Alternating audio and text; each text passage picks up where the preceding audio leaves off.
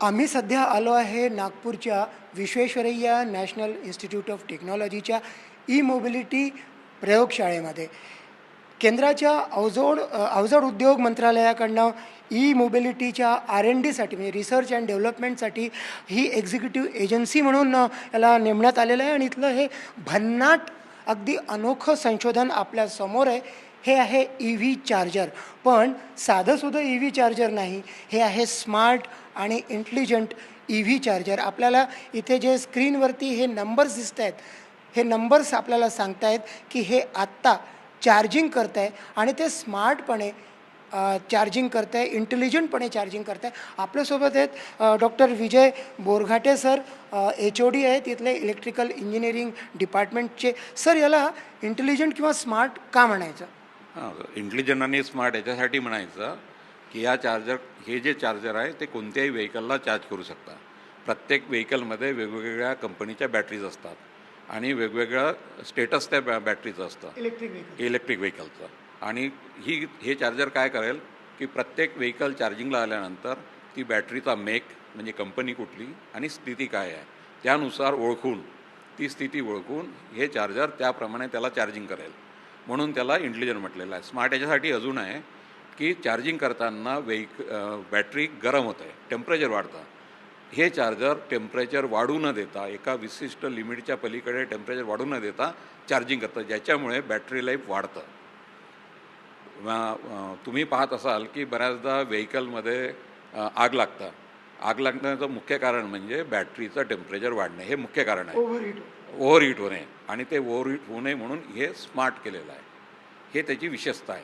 आणि हे जे बॅटरी चार्जर आहे, आम्ही वेस्ट बेंगॉल, गोरामारा आयलंड आणि ओरिसामध्ये केऊनझार असा रिमोट प्लेस आहेत जिथे ग्रीड युटिलिटी नाही आहे, तिथे हे चार्जर आम्ही देणार. हे जे चार्जर आहे गव्हर्मेंटच्या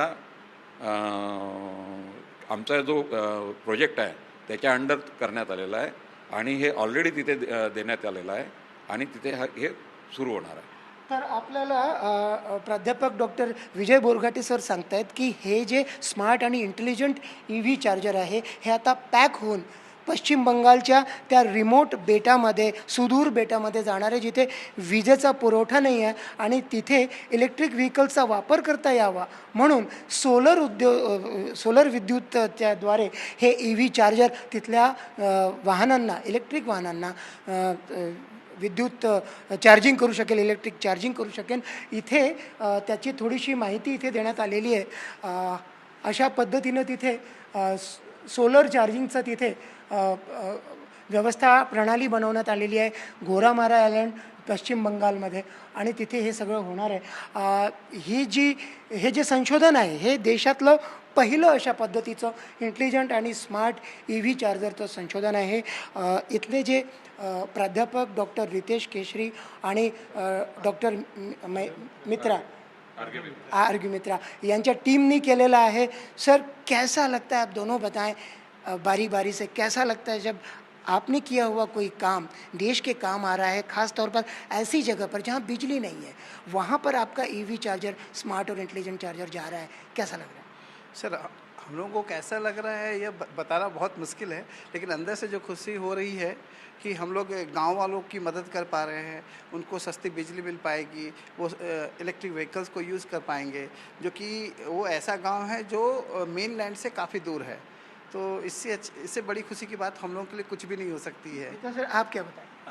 ये जो घोरामारा आइलैंड है, इसमें हर साल जो साइक्लोनिक वेदर के कंडीशन के लिए वो गांव में बाढ़ आते हैं और वहाँ पे यूटिलिटी ग्रिड भी नहीं है. तो हम लोग वहाँ पे गए थे तो देखे कि बहुत ही मतलब ख़राब कंडीशन में है गांव वाले. और वहाँ पे अगर हम बिजली दे दें और उनके वाहन के हिसाब से ये इलेक्ट्रिक व्हीकल वहाँ पे दे दिए तो एक्चुअल में बहुत ही रोमांचकर अनुभूति है ये.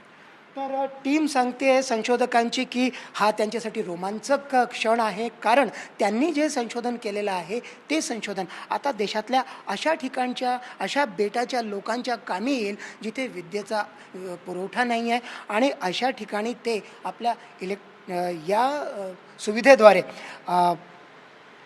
EV व्हेकल्स म्हणजे विद्युत जे वाहनं आहेत, इलेक्ट्रिक व्हेकल्स, त्यांचा वापर करू शकतील. आता आणखी एक भन्नाट असं संशोधन जे इथे झालेलं आहे ते पाहूया आपण. हे जे आपल्या समोर दिसतं आहे ती एक इलेक्ट्रिक व्हेकल आहे, 3 चाकी इलेक्ट्रिक वाहन आहे आणि हे वाहन या वायरलेस चार्जिंग स्टेशनवर ठेवण्यात आलेला आहे. ई मोबिलिटीचा हा अचाट आणि भन्नाट असा प्रयोग जो यशस्वी झालेला आहे, हा सुद्धा देशातील पहिला असा यशस्वी प्रयोग आहे ज्याच्यामध्ये आपण इथे पाहू शकता की चार्जिंग सुरू आहे. या इलेक्ट्रिक व्हेकल हे जे 3 व्हीलर 3 चाकी इलेक्ट्रिक व्हेकल आहे त्याचं चार्जिंग सुरू आहे, पण कुठलंही कनेक्शन लावलेलं नाही आहे. हे जे वायरलेस चार्जिंग स्टेशन आहे त्याची ही कॉईल आहे आणि या कॉईलच्या आणि या 3 चाकी वाहनाच्या मध्ये काहीही नाही आहे.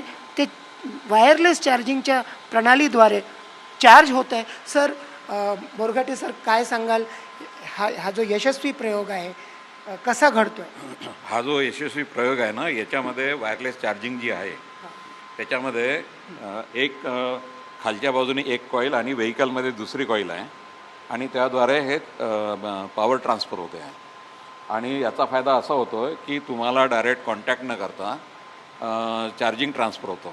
त्याच्यामुळे याचा प्रयोग आपल्याला याचा उपयोग ड्रोन चार्जिंगसाठी सुद्धा करता येईल, नंबर 1.